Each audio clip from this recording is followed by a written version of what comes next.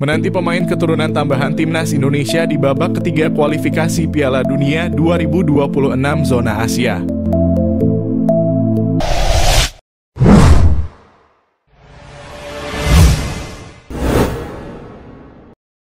Timnas Indonesia mengarungi babak ketiga kualifikasi Piala Dunia zona Asia pada September 2024 hingga Juni 2025. Berhubung sudah sampai di fase ini, tak ada satupun tim lemah yang akan dihadapi skuad asuhan Sintayong. Tergabung di grup C, Timnas Indonesia satu grup dengan Jepang, Australia, Arab Saudi, Bahrain, dan Cina. Tiga negara yang disebut di awal merupakan langganan tampil di Piala Dunia. Jepang selalu lolos ke Piala Dunia. Australia juga selalu lolos ke putaran final Piala Dunia semenjak pindah konfederasi dari OFC ke AFC pada 2005. Bagaimana dengan Arab Saudi? Arab Saudi lolos ke Piala Dunia dalam 2 edisi terakhir. Tak cuma berpengalaman, lawan-lawan timnas Indonesia di atas juga masuk kategori tim papan atas dunia saat ini. Nantinya seluruh peserta grup C babak ketiga kualifikasi Piala Dunia zona Asia akan melakoni 10 pertandingan dengan rincian 5 laga kandang dan 5 laga tandang. Hanya 2 tim teratas yang lolos otomatis ke putaran final Piala Dunia. Sementara itu, tim-tim yang finish di posisi 3 dan 4 masih bisa membuka peluang lolos ke Piala Dunia dengan ambil bagian di babak keempat kualifikasi Piala Dunia zona Asia. Demi bersaing di grup ini atau minimal finish keempat di klasemen akhir, Timnas Indonesia membutuhkan pemain diaspora tambahan. Tak bisa dipungkiri, kehadiran pemain diaspora sukses mendongkrak performa Timnas Indonesia. Saat ini ada beberapa pemain diaspora yang masuk radar PSSI. Menurut manajer Timnas Indonesia, Sumarji, penyerang FC Utrecht Ole Romenyi merupakan salah satu nama yang diburu PSSI. Tak heran Ole Romenyi menjadi bidikan. Timnas Indonesia saat ini membutuhkan pemain jempolan di lini depan. Lini serang Timnas Indonesia terlihat kurang greget, yang mana gagal mencetak gol dalam 3 laga terkini. Untuk mengatasi masalah mandulnya lini serang, Timnas Indonesia dapat menggantungkan asa kepada Ole Romenyi. Terlebih di skuad Timnas Indonesia saat ini terdapat beberapa mantan rekannya seperti Ragnar Oratmangoen dan Calvin Verdonk.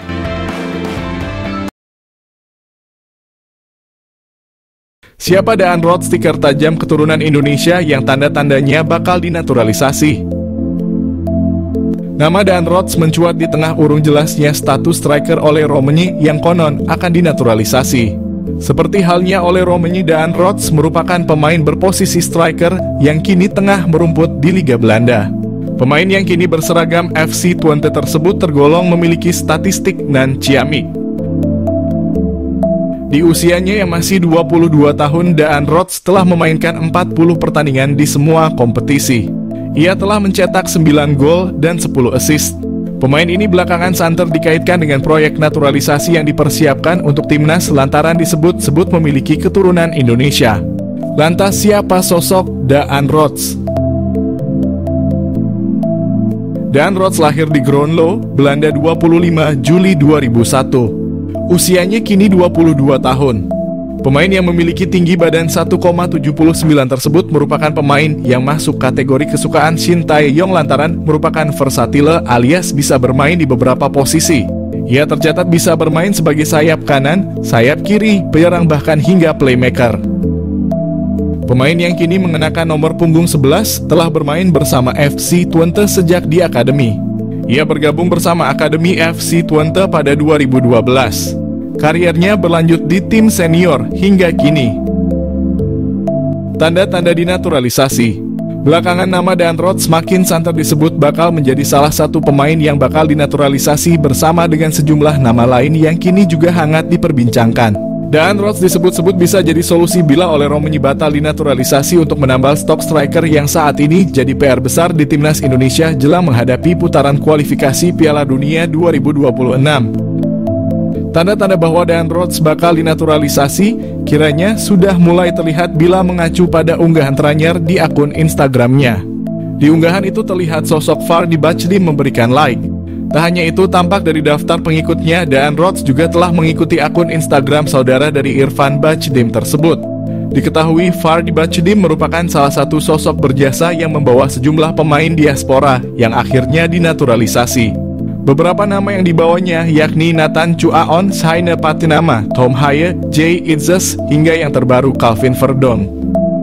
Mungkinkah itu sebagai pertanda Dan Rhodes bakal mengikuti jejak pemain diaspora lainnya untuk dinaturalisasi? Patut ditunggu perkembangannya. Here we go. Kiper Adoden Haag Ferran Ali Negara bisa bela timnas Indonesia tanpa naturalisasi.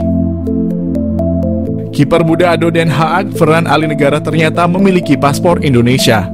Hal itu membuatnya bisa langsung memperkuat skuad Garuda tanpa naturalisasi.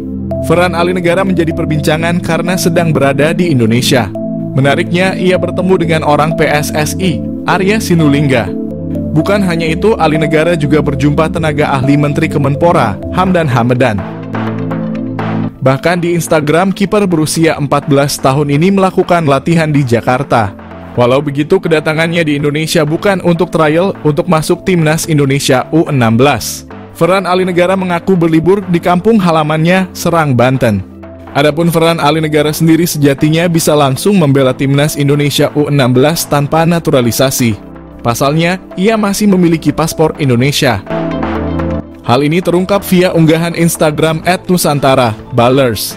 Postingan itu menunjukkan bahwa Ali Negara sedang memegang paspor Indonesia. Hal ini wajar karena orang tua Ferran Ali Negara juga berasal dari Indonesia. Kakek dan neneknya juga berasal dari berbagai daerah seperti Serang, Manado, Malang, dan Surabaya. Sebelumnya nama Ferran Ali Negara juga sempat diajukan Hamdan Hamadan ke Nova Arianto untuk timnas Indonesia U16. Akan tetapi, Ferran Ali Negara masih belum masuk pemain yang dibawa oleh Nova Arianto untuk Piala AFF U16. Hanya ada 2 pemain keturunan yakni Matt Baker dan Lucas Rafaeli. Saat ini, Ferran Ali Negara berkarier di Adoden Haag Junior. Artinya dirinya adalah junior dari pemain timnas Indonesia, Rafael Struijk. Ronde ketiga kualifikasi Piala Dunia 2026. Skuad Garuda tak ciut nyali. Pelatih timnas Indonesia Shin Tae-yong tidak gentar menghadapi tim besar Asia pada ronde ketiga babak kualifikasi Piala Dunia. Sebab tim Garuda besutannya memiliki kekuatan fisik sama dengan peserta lain. Diketahui timnas Indonesia tergabung dalam grup berat di putaran ketiga kualifikasi Piala Dunia. Skuad Garuda akan melawan Jepang, Australia, dan Arab Saudi. Kendati begitu, timnas Indonesia juga tidak boleh sombong. Walau di timnas U23 sempat mengalahkan Australia, Shin Tae-yong tetap mengevaluasi performa anak asuhnya. Terbaru, timnas Indonesia mengalami kekalahan 0-4 atas Australia di babak 16 besar Piala Asia 2023. Diketahui pelatih Shin Tae-yong harus mulai bersiap-siap menghadapi ronde ketiga kualifikasi Piala Dunia. Timnas Indonesia yang tergabung di grup bersama raksasa Asia, Jepang, Australia, Arab Saudi, Bahrain, dan Cina. Timnas Indonesia akan memulai laga pada 6 September mendatang. Skuad Garuda akan bertandang ke markas Arab Saudi. Untuk menghadapi lawan-lawan berat ini, Shin Tae-yong tentunya perlu penambahan pemain diaspora yang punya grade A. Diharapkan penambahan pemain ini bisa terlaksana sebelum September mendatang. Publik juga berharap kiper FC Dallas, Martin Paes sudah bisa bergabung bersama timnas Indonesia. Diketahui Paes sudah sah menjadi WNI. Hanya saja Paes belum bisa gabung karena ada masalah sehingga masih menunggu sidang di CAS. Jayden Oosterwolde, bidikan naturalisasi timnas Indonesia. Saina Patinama kalah mewah. Jayden Oosterwolde, pemain Belanda yang memiliki peluang dinaturalisasi timnas Indonesia. Timnas Indonesia dikenal kerap melakukan tradisi naturalisasi bagi pemain asing yang memiliki keturunan tanah air. Kini nampaknya timnas Indonesia kepergok menaruh bidikan kepada pemain klub besar Liga Turki, Fenerbahce yang bernama Jayden Oosterwolde. Diketahui Jayden Oosterwolde memiliki keturunan Indonesia dan Suriname yang bertempat tinggal di Belanda saat ini. Pemain jangkung ini memiliki statistik gacor yang sesuai dengan kriteria pemain timnas Indonesia. Berposisi sebagai bek kiri, saat ini Jayden sedang bermain untuk Fenerbahce FC dan turut menyumbang 1 gol. Ia juga pernah bermain di Liga Eropa dan UECL Qualifiers. Jayden Oosterwolde dikenal sebagai pemain serba bisa.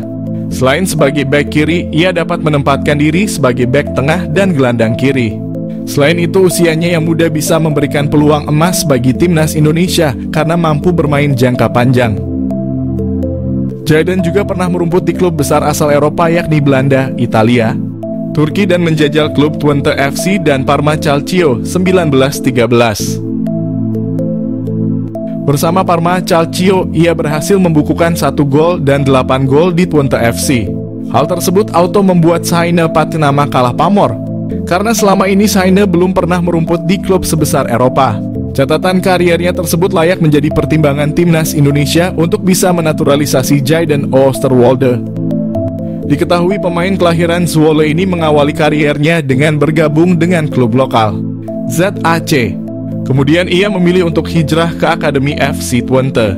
Selama di klubnya tersebut, Jayden terus menunjukkan potensi cemerlang yang membuatnya memilih untuk menaikkan kontrak profesional selama 3 tahun dengan FC Twente. Ia berhasil ditempatkan di tim utama dan mencatatkan 26 pertandingan. Performanya yang ciamik membuat klub asal Italia, Parma, melirik dan merekrutnya. Mampu bermain gacor di Serie B, akhirnya Jayden Oosterwolde dipinang permanen oleh Parma Calcio dan menjadi andalan tim tersebut. Berlanjut klub asal Turki, Fenerbahce jatuh hati dan merekrutnya.